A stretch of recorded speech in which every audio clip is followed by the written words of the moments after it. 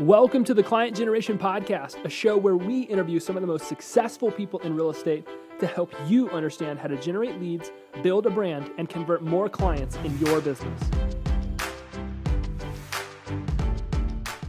Hey, what's up, everybody? Grant Wise here. Welcome to the Client Generation Podcast. Really excited today to be joined by Markus Willard over at StreetText. What's up, Markus? Thank you so much for stopping by the show.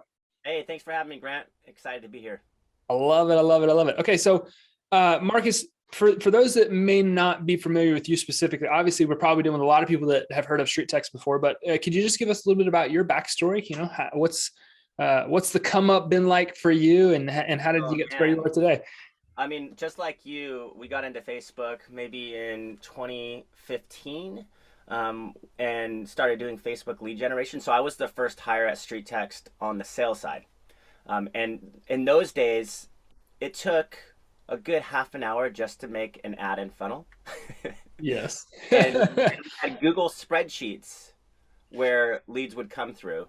And over the years, it's evolved, and now we are a Facebook lead generation solution.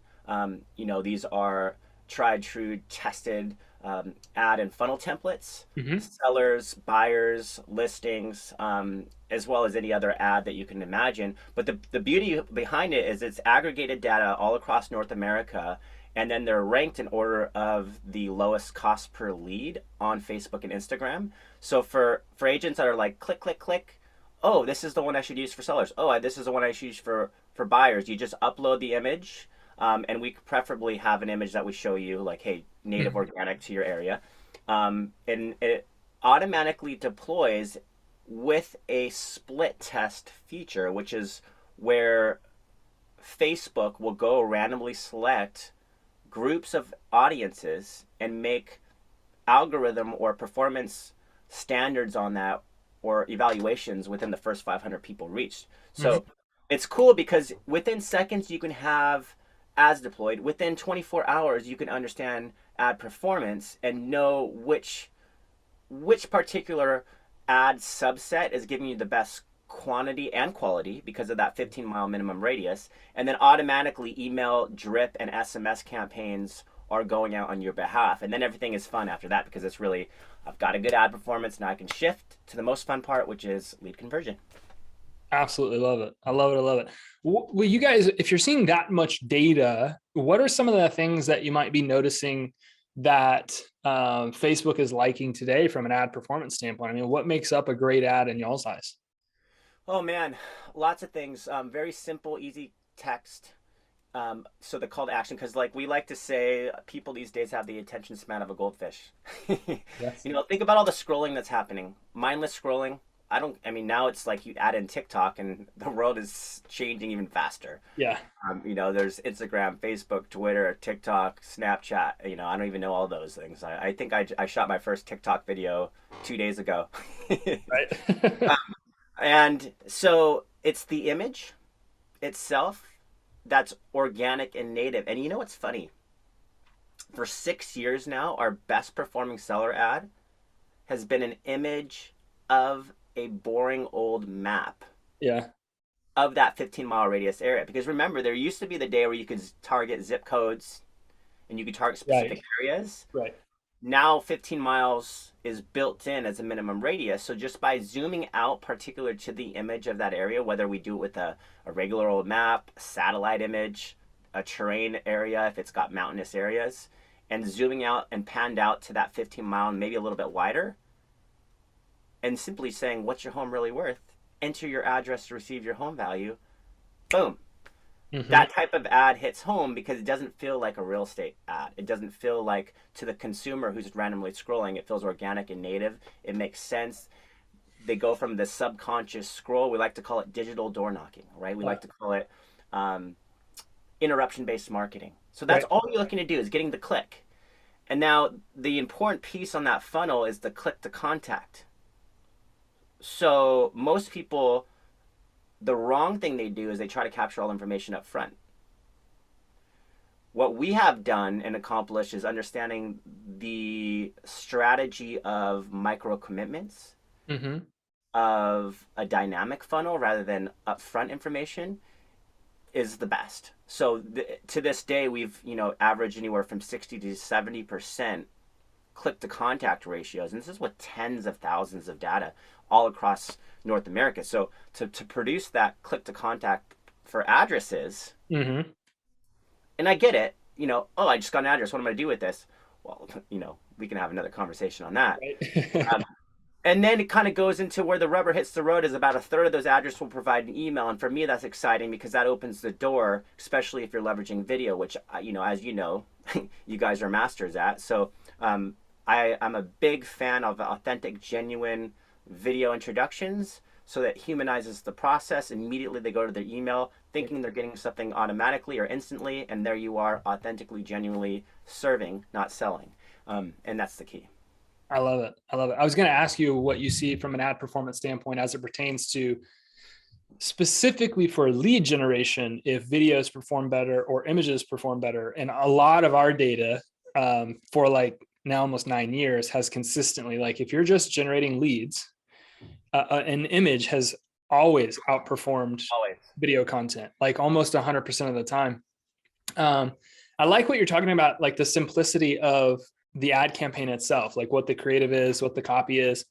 We have one basic golden rule for lead generation: give people what they want, not what they need. And it sounds like that's exactly what you're doing. You're just giving people an opportunity to grab what we know is the top two priorities, either what's my home worth or what homes are available on the market that I can look at. And you guys have tapped right into that. Do you ever get people that come to you like knowing that one ad performs at such a high level that are like, well, could we do something different? Could we change it? Should we do this? Should we do that? What do you say? What do you say in those types of situations? I laugh and smile and say, of course we can do that, right? And what I encourage them to do is let's A/B test it, Yeah. Yeah. because as much as you think that this is what the public wants to see, I want to prove to you that the image that you want to use and the image that we're using Yeah. is better 100%. for performance. And so what I do is I allow them to upload whatever image they'd like on that ad using the same verbiage, and then we go from there. And sometimes that actually works. So it's not saying it doesn't, because if you can create organic and native imagery that is like zoomed out with drone footage of that particular area, or has different landmarks, it's not what you think it is. It's not homes or kitchens or anything like that, right? Again, that feels like a realtor. It's sometimes the images that are local native to that area, like landmarks, bridges, welcome to signs, that catches someone's attention, and then Mm-hmm. they look at the text associated with that, and they automatically say, yes, I want it. And there's a lot of ways to go after sellers, whether it's if someone were to buy your home, would you sell it? Whether it's, the equity ask. I mean, right now the market's shifting and changing, so people are becoming more aware of this market. So you have to play around with those words. But in general, yes, people want to know the value of their home. I mean, that's just an obvious. Yeah. I always tell people, like, look, there's a lot that you can learn from a company like Zillow. There's no way that you build a $16 billion market cap company in 10 to 15 years if you're not doing something right. and they did a phenomenal job at doing two things: giving people an estimation of what their home was worth, didn't matter if it was wrong, and giving people lists of properties to view. It doesn't matter if it's a week old. Like, at the end of the day, these are the number one and number two things that buyer and seller consumers want, without question. And I was at a training a couple of months ago, and I heard the trainer's name was Isaac Guzman, and he said this. He said, "Imitate before you innovate." And I thought it was gold, like without question. It's specific to your point. Imitate before you innovate. Prove me wrong first. Like, let's just make sure that I don't know what I'm doing, and then and then let's innovate the process once we've kind of snapped it in place. But I agree. Like, that's a great way to go about it. Just split test it. Split test what works versus what you think could work, and to see what the results look like. Let the data tell you. Let the data tell you, and then the key is to understand that every marketplace reacts differently. Uh-huh. Whether you're in Chicago or Arkansas or Canada, like the big Los Angeles, Beverly Hills, right? You got to assume that your marketing and advertising is auctioning out Mm-hmm. at a different rate with that ad spend that it would be in some of the places in the Midwest. So, I throw $10 down on an ad and split it for 24 hours in somewhere in Midwest, let's just say Louisiana, I might get 30 leads overnight. Yeah. Where if I do that same thing in Beverly Hills, I'm lucky to get one good contact, Mm-hmm. right? So it's also remembering, and a lot of people mistake that you're not just competing against real estate agents and brokers. You're competing against the entire marketing and advertising space of Facebook and Instagram. Yeah. Now I know this is a really complex question for people that aren't super in the know on Facebook and Facebook advertising and how it works. But when you run an A/B split test, what is Facebook doing? How are they deciding which campaign should get the money as it relates to performance? How do I know if A is going to be better than B or B is better than A, et cetera, et cetera? If I'm an agent using your platform, like how do I know what's Facebook doing? I want to understand it. Like, can you coach I me like through that. So think of it as when you run an ad and you're deploying it into 15 miles, that could potentially be millions of people. So how does Facebook auction that out? Well, it just randomly selects and deploys an audience there.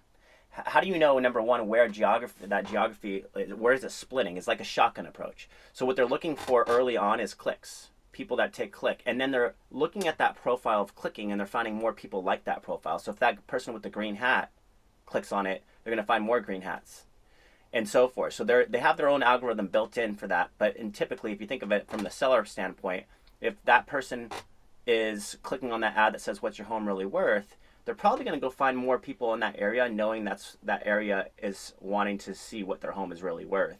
And naturally, these algorithms pick up. And so when you're split testing it, you're looking for that 24 to 48 hour data to see not only the quantity of leads coming your way, but then you got to also look at the quality. And so what you're analyzing is, okay, with every one of these ads, there's an ad ID. And the ad ID associated to the lead will show you where that lead is coming from and how much information it's providing. And so what you're kind of looking at is not just the quantity, but you're looking at the quality of information and feeling like, hey, is that an ideal neighborhood that I want to get more leads in? And is it picking up? And vice versa, what if it gets it wrong and some agents start clicking on it and or outside of the area people click on it? You got to reinforce that you don't want that by pausing the ad. And so the split test helps you do that, as well as the A/B test of that, because it's the image or the copy that's really picking up. But in one way or the other, like you don't need to actually spend a lot of time. Usually I can figure this out within 48 to 72 hours. Some markets are different than the other to get in front of that reach. And it just depends on how much money you want to aggressively spend in the beginning. You can find it out quite fast. I mean, let's say you just threw $25 on a split test. That's $75 if you split it 3 ways over 24 hours, if you let Facebook spend it. But if I'm, geeking out on data pretty fast and I realize one of those ads is just kicking butt, like within the first $10 of that $25 spend, and I can see, oh, these leads are coming from this ad ID and they're coming in hot, then I'll look at the other ones and quickly just turn them off because I'm like, I've already found my, gold nugget. I like to look at it as like, you can go to the Las Vegas, sit down at a blackjack table and get lucky and get a 21, or you can say, I'm going to play 5 hands. I guarantee you're probably going to get a blackjack, or chances are a lot higher. So it's kind of just my way of gaming the system, so that you have to, you game it in such a way where you spend a little bit more money up front to figure it out, and then you monitor and drop that to 1 or 2 ads if they are competing against each other, and then eventually you level that off to just 1 ad. Awesome. Let that ad run. Now, obviously, a couple of years ago, right, Facebook rolled out, or within the last couple of years, Facebook rolled out the special housing category. So now agents, if they're building an ad in the ads manager, they have to check the special housing category. And obviously, we see most don't or don't know it exists, or maybe forget about it. And so they have this really high ad decline. And I would imagine using a platform like StreetText, that's virtually eliminated because you have some of those preset variables in place. But what I was alluding to is the targeting. When Facebook came out with the special housing category and eliminated a lot of categories that agents had used to generate leads, how has a platform like StreetText been able to maintain ad performance? Because you guys have done a phenomenal job. How have you been able to maintain ad performance quality when so many factors were removed, taking away your ability to be so like laser specific with what it is that you want? Well, I mean, it helps that we've spent a lot of money with Facebook. Or preferred Spent a lot of money. That's how we did it. Well, and when you're preferred marketing partner with them, you have the access to a lot of knowledge that maybe is other people don't get. So we have a direct line to their, you know, some of the top Facebook advertising teams, and telling us how to tap into the algorithm, what to look for. And so I think we had that advantage early on because they knew we spent a lot of money with them, and so they gave us some insight. But I think ultimately everybody had to make that shift. Everybody now understands the 15 miles. And so you're kind of naturally also adapting, and you're seeing that if I have to work 15 miles, now listen, that doesn't mean you can't go after the places you really want to go after, but you got to be very strategic with analyzing the data behind it. If you change it up to like, say, I want to go after this town, I want to go after this city, you start changing the image, you start changing the targeting, and if you find it early enough, sometimes it can take off. I've seen it. There's always exceptions to every rule in advertising, but in general, most people have had to adapt and spread their influence a little bit wider. I love it. Have you seen that targeting has become more relevant or less relevant with the special ad category? Because I know obviously that was a huge thing in advertising. Everybody, give me your targeting. What are you putting in there? What are you saying? Have you guys noticed a trend in how that has gone one way or another? Let me put it this way. Your most strategic way of targeting is dropping a pin. And what that means is we show you when you go to the targeting effort, instead of typing in your city, let's just say it's Chicago. Mm-hmm. Well, I'd rather you pick an address or a zip code of which you're willing to drive north, south, east, and west 15 miles from. Get really clear on what that image looks like. Move that circle, because you can actually move that bubble wherever you want to go, even if it means moving it out to the ocean or the lakes. Mm-hmm. So you're kind of hacking the algorithm a little bit because, you know, the fish don't bite. We like to joke around. But you still have to capture that north and south boundary of that 15-mile radius and part of that coastline. So essentially, once you kind of get clear on where that naturally is going to be deployed, now you build your image with that in mind. Mm. And so you go first into targeting, and then you go back into creating an image that takes that into consideration, whether it's the, you know, the landscape or the map or the, you know, just particular landmarks in that area. And then you go and you deploy a split test with it, leveraging our top funnels. And, you know, the key is, because of the conversion pixel, because of the recent updates with Apple iOS, everybody who's running the dynamic side of capture had to create a custom domain to be able to leverage that. And so that was a big disruptor to the industry too. No longer could you guys, like, it was an easy, for us, it was so easy at one point. I was so, like, when I was in sales and it was just crushing every month, it was because all we had to do is be like, hey, Grant, you know, send me the zip code of which you're willing to drive from, right? And then they'd be like, oh, you know, 95030. And I'm like, perfect. I'm going to set up your split test. Click, click, click, click, right? Let's meet 24 to 48 hours later. We review it together. They're all pumped up. Leads are flowing. You know, people were signing up like that, you know, because it was so easy. Yeah. But now you have to go through a custom domain process that has to be approved and verified by Facebook before you can run into that funnel. And so, you know, Facebook is always making a change. And you could try to figure it out and become a marketer yourself, and I promise you will be so frustrated and have so many headaches. They are always changing something. So, or you can just go find a company that will, you know, be talking to Facebook every day and making the best decisions for you. So you can go out and do what you do best, which is our relationships, right? And then remarketing and retargeting, that's where you come in. I think I get so excited that StreetText really is just the top of the funnel Facebook lead gen solution for easy deployable, fast acting ads. But then I love finding partners who are best at what they do. Mm-hmm. And, you know, it was awesome. We just got off a Krista Mayshore event, and I get so excited because I see all those clients I signed up over the years, and their just eyes are lighting up with the possibilities, you know, building brand awareness and presence. Because it's one thing to grab leads, but can you nurture them into relationships? Can you serve, not sell? Can you become a community powerhouse? Can you, you know, that's what makes you different. Anybody can go into lead generation. Right. But can you leave a lasting impression. And that's what makes, I find, the best realtors are those who are influencers, those are community focused, those are who are consultants, not sellers, and they just become somebody you just can't forget. Yeah, man, I love it. I love everything you're saying. And I think if people maybe listen to this podcast, like, why would Grant interview somebody at StreetText? Aren't you guys both in the Facebook ad space? And you're hitting on some points that are so great. I believe personally that a lot of the value that we're seeing come from the use of our platform is in our dynamic branded video remarketing campaigns, where we're helping people increase their conversion rate as much as 200 to 300%. And we've seen so much success with the clients that we work with that actually use StreetText. Obviously, this conversation seems natural to me. I can't speak for you, Marcus, but for me, it's collaboration over competition. If the client wins and you win and I win, then everybody wins. Like, at the end of the day, there's enough for all of us. But I love StreetText platform. I love how simple it is, how effective it is, how templated it is. Like, just click, click, click, like you said, and then boom, you're able to jump in and start almost immediately generating leads. And I love the use of both platforms together, because then we can hook remarketing campaigns into what you're doing with your brand, with branded video content, and just, we can skyrocket conversion rates.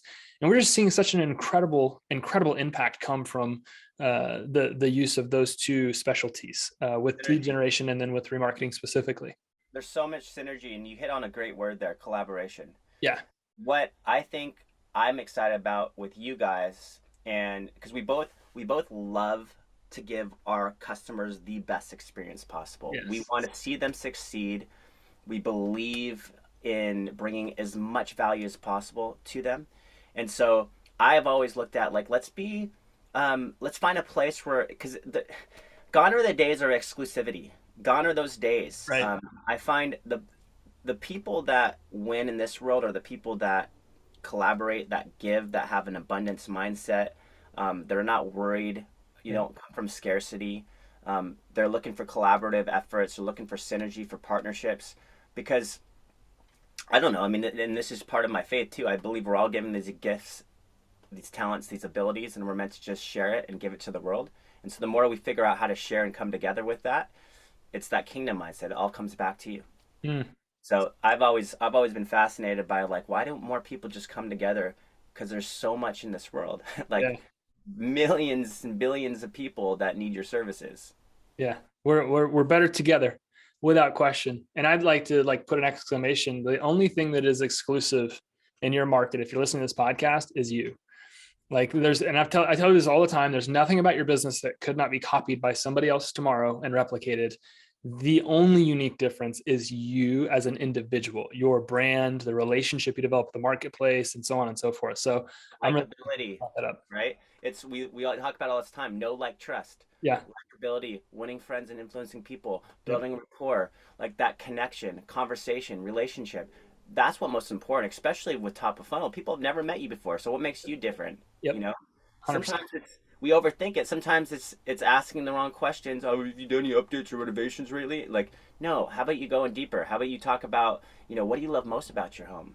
Yes. If there were one thing you were to change, what would it be? Yeah. Right? Like, have a conversation about emotionally provoking them, in the sense of they want to tell you all about those experiences they had in that home. That's what separates you. It's this ability to communicate with body language and tonality, which is the need of video, because you're not showing up at their home. Some will, some won't, but you know what I mean? Like, you need to create that know, like, trust model, and it might take some time, but naturally it's your personality. Even instantly, they're making an instant judgment on whether they feel like you're authentic or not. Yeah. So authenticity is what's rare in this society we're in. We were doing a live event last week. Obviously, at the time that we're sitting down to this podcast, it was last week. And, the number one rule of marketing, I always tell people, and I think that most books I've ever read would tell you the same, is know who you're marketing to. The person that works with everyone works with no one. Like, you really need to understand who your ideal customer is. And we were going through this exercise, and we had one client in particular. He wrote down, like, well, my client really likes to go hiking and biking and camping and this, that, and the other thing. And diving in on a specific point that you made, he's like, you know what? I know that we all have a tendency to text people and say, hey, I can show you a house today or tomorrow or whatever, like to create some urgency in the clients. And I went on to kind of allude to the personal relationship that you can develop going even deeper. I'm like, guys, look, you may not be able to follow up with somebody today and go show them a house tomorrow, but what if you coordinated a 12-person community hike and you send it out to your database? Guess what? Most of the people that like hiking will either RSVP or reach out and say maybe next time, or so on and so forth. And your ideal customers, not just the customers you could get, but your ideal customers inside of the databases you're building through lead generation will really start to rise to the top. I may not be able to get somebody to come look at a house with me tomorrow, but I might be able to get a group of people together to go on a hike, because this is what people love to do personally. And so I think too many people dismiss how impactful the personality is, the personal relationship is. And I think too many people really underestimate how close and face-to-face they could get with their clients if they engineered experiences for their prospective clients to have with them. That's so spot on. You know, how many people are trying just to automate themselves out of the process? They think it's all about leveraging and scaling and like, you know, drip email and SMS. I'm like, no, there's a personal touch, and you can learn how to scale yourself with video too. You know, I'm a big fan of BombBomb video email because of its ease of use, the ability to screen record, to use social, to use text. But what about the free 99 tools, the video texting? You know, I like to call it free 99. Video messenger, right, on Facebook. Like, you have to also consider, you need to humanize it for yourself. When leads come in, you're all so busy putting together this video automation and so forth. And what about, are you looking for them? Are you social profiling? Or are you looking at them as a human being who's got interests, a family, checking out their social, their, you know, Instagram, Facebook, trying to send a message to them? Because you're right, you're building your tribe. And so what? You know, like, water off a duck's back. If they don't like you, move on. Next. Because I've always said authenticity, be real. Don't be so salesy on your Facebook. Like, mix in your passions, mix in your life, you know, what's important to you, your values, because that's what resonates most with people. That's what's going to kick with people. 100%. Automate things you can automate so that you can spend more time in relationship. I love it, man. This has been an incredible conversation, my man. I really appreciate you taking the time to jump in the show. What would be the greatest way that somebody listening to this wanted to come learn more about you and maybe learn more about StreetText? What's the best way that somebody could connect? Facebook message me. Easy enough. All right. Yeah, I'm always on Facebook. I've kind of used Facebook as a CRM my entire life. Yeah. That's a whole nother fascinating subject where I can, you know, I have people in lists. I use Facebook Messenger because I'm like, hey, I can see if you got it or not, right? It says seen. Yep. So yeah, Facebook message me, and I'd love to, you know, send you a video back or an audio message back and learn more about you. Love it. We'll make sure, guys, that we link up the ways that you can connect with Markus. We'll link his Facebook account so you can send him a message, send him a friend request first, send him a message second, maybe, and give you a chance to get more connected with what they're doing over at StreetText. Markus, thanks again. I really appreciate it. Appreciate the opportunity to connect with another high-level Facebook advertiser. It's always fun to have those types of conversations. And I know that I learned a lot. I appreciate you, and I know that my audience does as well. So thanks again. Thanks for having me, Grant. I look forward to the future together, buddy. Yes, sir. Yes, sir. Okay. Thanks, guys, for continuing to listen to the Client Generation Podcast. We'll see you on the next episode. Peace. Thank you for listening to this episode of the Client Generation Podcast. Please make sure that you rate and review this episode so that we can continue to bring you more incredible guests to help you grow your business. Thanks, and have an amazing day.